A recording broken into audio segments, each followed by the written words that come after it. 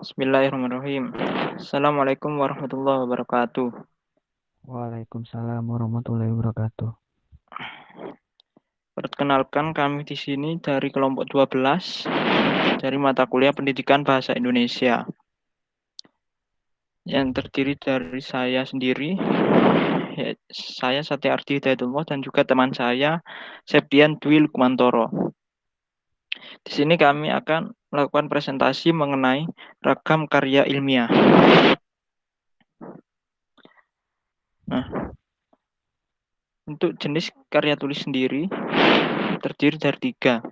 Yang pertama yaitu karya tulis ilmiah, meliputi ensiklopedia, kamus istilah, laporan penelitian,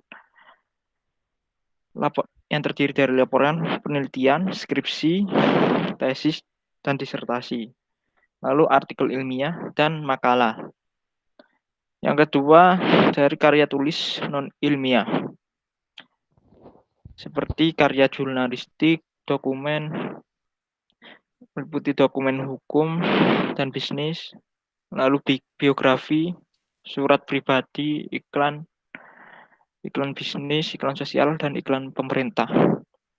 Lalu untuk karya sastra, seperti naskah prosa, naskah puisi, dan naskah drama. Selanjutnya, untuk karakteristik dari karya tulis ilmiah itu sendiri. Dari isinya, karya tulis ilmiah ini menyajikan fakta secara objektif dan sistematis. Dan juga gagasan yang dikembangkan secara logis. Lalu untuk sistematika dari karya tulis ilmiah, itu ditulis menggunakan sistematika yang telah diatur dalam konvensi tertentu. Lalu dari segi bahasanya, penulis karya tulis ilmiah ini memaparkan gagasan menggunakan sudut pandang yang objektif. Lalu penulis memaparkan gagasan dengan kalimat yang singkat dan jelas. Lalu penulis menggunakan pilihan kata yang dengan acuan makna yang jelas dan cendekia. Selanjutnya penulis menaati kaidah bahasa baku.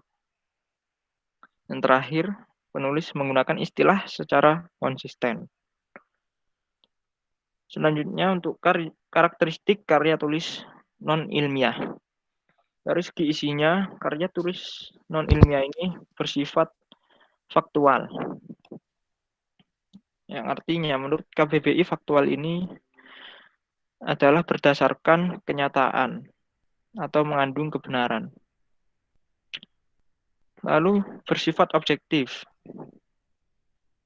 Objektif menurut KBBI adalah mengenai keadaan yang sebenarnya tanpa dipengaruhi pendapat atau pandangan pribadi. Lalu bersifat logis. Logis menurut KBBI adalah sesuai dengan logika atau benar menurut penalaran atau masuk akal. Lalu dari sistematikanya karya tulis non-ilmiah ini ditulis sesuai dengan sistematika yang telah diatur dengan konvensi tertentu, namun tidak tertutup kemungkinan untuk mengembangkan suatu ciri atau kreativitas untuk kepentingan tertentu. Lalu dari segi bahasanya, karya tulis non-ilmiah ini penulis memaparkan gagasan dengan menggunakan sudut pandang tertentu. Lalu penulis memaparkan gagasan dengan kalimat dengan ragam tertentu. Lalu penulis menggunakan pilihan kata yang dengan acuan makna yang kontekstual. Selanjutnya penulis menaati kaidah bahasa Indonesia yang baik dan benar. Terakhir, penulis menggunakan istilah secara konsisten dan komunikatif. Selanjutnya dari karakteristik karya sastra. Dari segi isinya, ini bersifat impresif. Impresif ini menurut KBBI, yang berarti dapat meninggalkan kesan yang dalam atau mengesankan. Yang kedua adalah reflektif, dan yang ketiga adalah imajinatif. Imajinatif menurut KBBI ini menggunakan imajinasi. Selanjutnya dari sistematika karya sastra. Karya sastra yang baik ditulis dengan sistematika yang kreatif dan orisinal. Selanjutnya dari segi bahasa, ini diksi yang digunakan dalam karya sastra ini diksi dengan makna yang prismatis, lalu gaya ekspresi yang mendorong munculnya imajinasi, lalu bersifat simbolik dan kultural. Selanjutnya mengenai ciri dari karya ilmiah. Yang pertama, karya ilmiah ini berisi karangan yang berisi fakta umum. Fakta umum ini merupakan fakta yang kebenarannya berlaku selamanya atau sepanjang masa. Yang kedua, karangan yang ditulis menggunakan metode ilmiah. Yang ketiga, dapat dibuktikan kebenarannya. Dan yang keempat, dapat diulang atau diuji orang lain dengan hasil yang hampir sama atau mirip.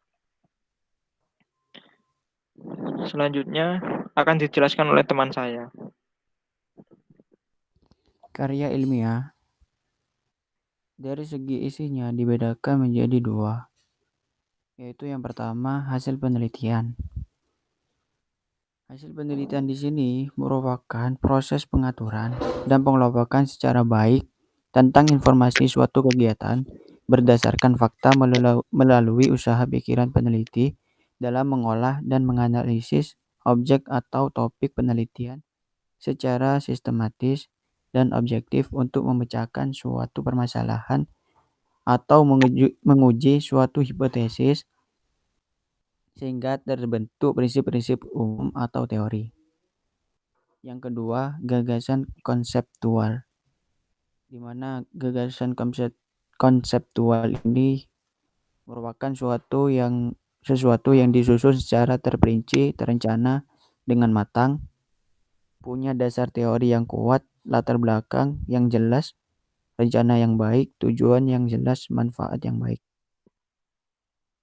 Karya berikutnya, karya ilmiah dari segi bentuknya terdiri dari 4, yaitu yang pertama makalah. Makalah di sini merupakan tulisan ilmiah yang menyajikan suatu masalah yang pembahasannya berdasarkan data di lapangan yang bersifat empiris objektif.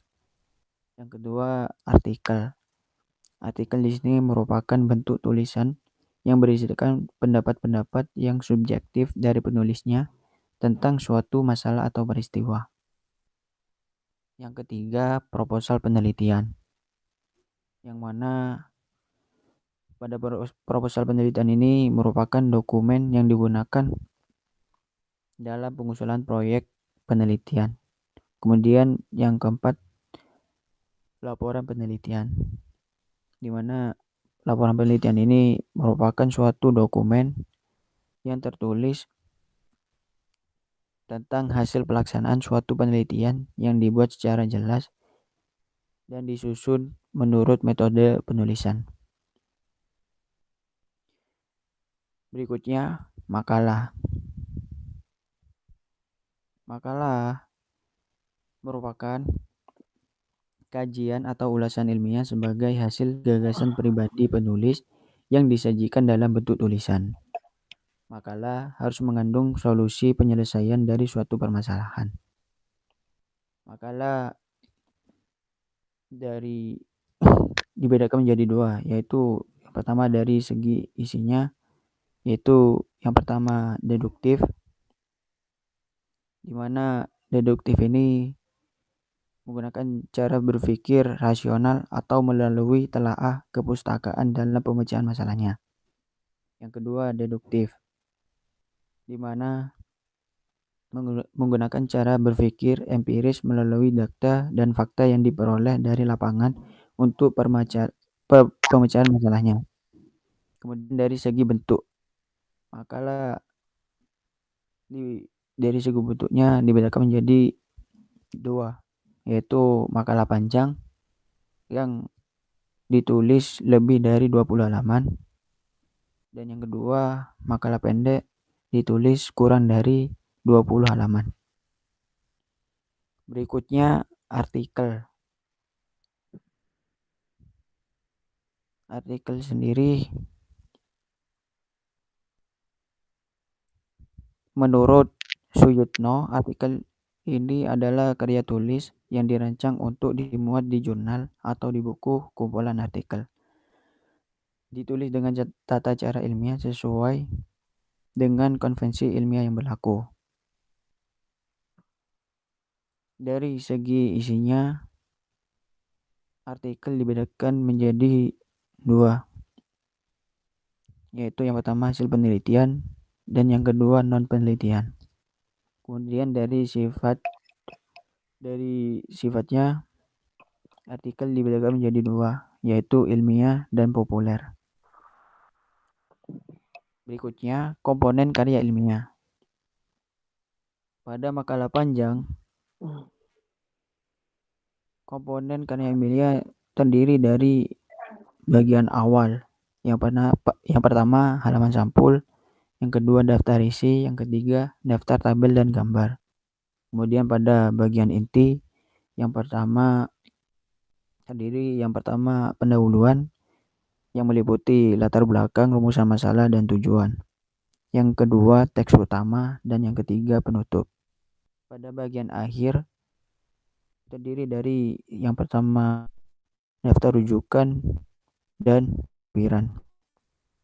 Untuk makalah pendek, komponen karya ilmiah terdiri dari yang pertama, judul, kemudian nama penulis, pendahuluan, keempat, bagian inti, kemudian yang kelima, penutup, yang keenam, daftar rujukan, dan yang terakhir, lampiran. Berikutnya, untuk artikel hasil penelitian, komponen karya ilmiah terdiri dari yang pertama judul, nama penulis, sponsor, abstrak dan kata kunci.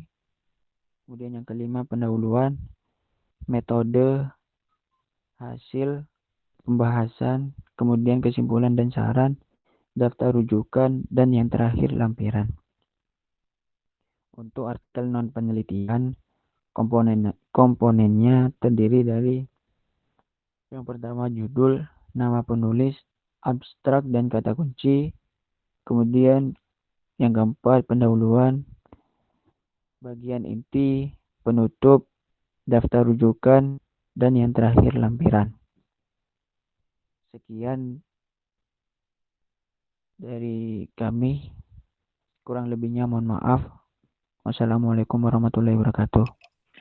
Waalaikumsalam warahmatullahi wabarakatuh. Untuk yang ingin ditanyakan bisa ditulis di kolom komentar. Terima kasih.